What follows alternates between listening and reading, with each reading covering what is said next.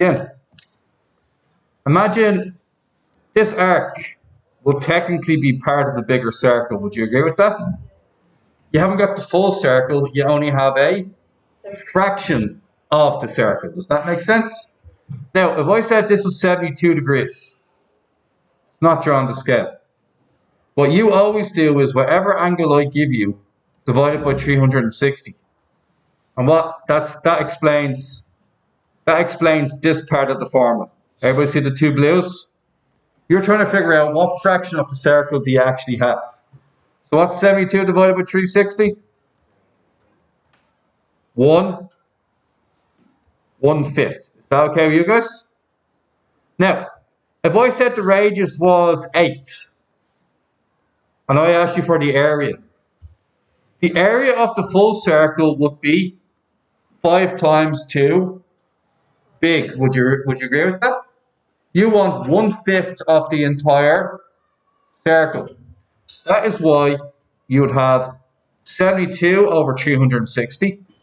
Then you multiply it by the area of the circle, which is pi times, what did I say the radius was again? Yeah. Lob it all into the calculator if you want. Or it'll simply be 1/5 times 64 pi. And then 1/5 multiplied with 64 pi. And we see that is 64 over 5 pi, or 40.21. Everybody cool with that? Alright. Now, that's if I gave you something like this. Okay?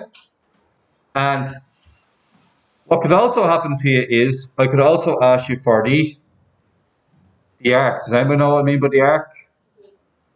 I could ask you for the length of here to here. Does that make sense?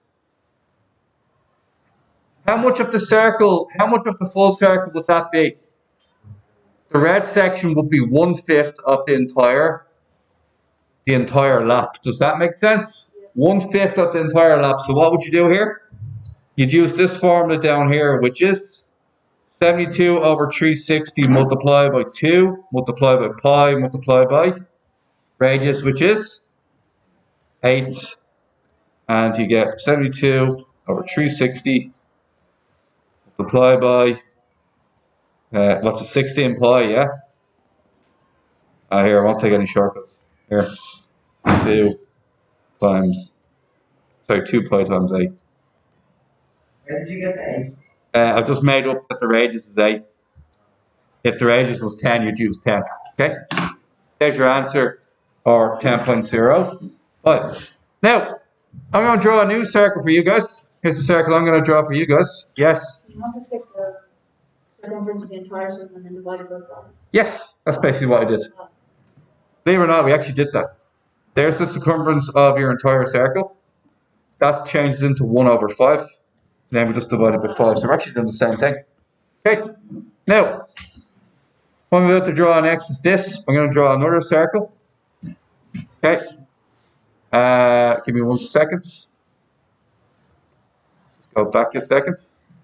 And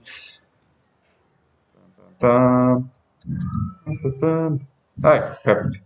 Now,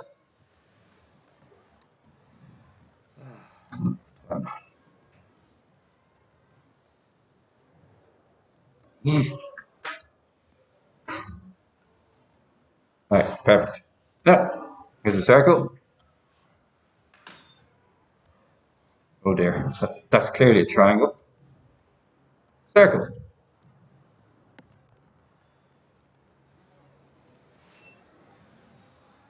Now, this time the circle is going to be obtuse. Actually, reflex. Make it even worse. Okay. And what I'm going to do next is, just to give you the full illusion, we are going to, we are going to color this out at our Tipex. Okay, that's it there, okay? Now, what I'm going to ask you guys is, the radius is going to be, pick a number for me, Aiden. 5. Nice solid number, okay? The angle has to be what size do you reckon? It's bigger than 180. So what do you reckon? I think 225 might be a nice number.